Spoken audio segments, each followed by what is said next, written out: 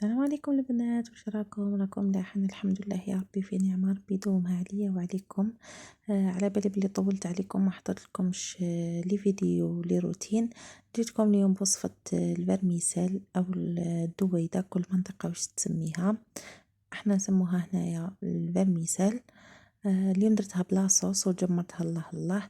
نبدا على بركة الله. جبت فرميسال اي نوعية، انا كانت عندي هذه تاع سيم مليحة رقيقة.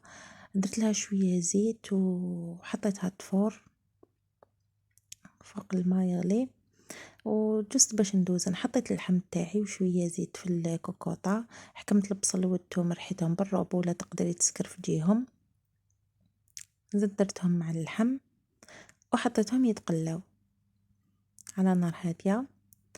كي شفتهم تقلاو مليح مليح درت توابل راس الحانوت، الملح، شوية كركم، شوية سكنجبير.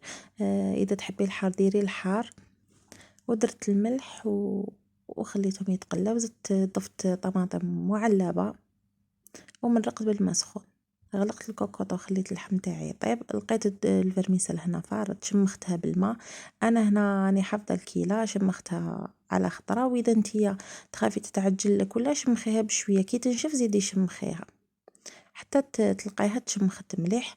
هنا لقيت اللحم تاعي طاب ولاصوص تاعي قريب تختار. رميت الخضرة تاعي اللي كانت بطاطا والجزر والحميصة، ضفتهم وزدت غلقت الكوكوطة خليت الخضر طيب.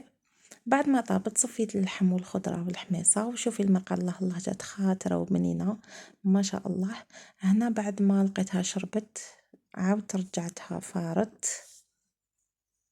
عاود فورتها. كيف فورتها هنا يعني بعد ما فارت نحيتها ودرت لها شوية شوية زبدة وجمرتها في هذيك لاصوص اللي كنت صفيتها وجمرتها على نار قليلة. وشوفي كيفاش جات. شهيتكم في الجنة حبايبي، نتلاقى في فيديو آخر إن شاء الله مع وصفة جديدة مع فلوق جديد.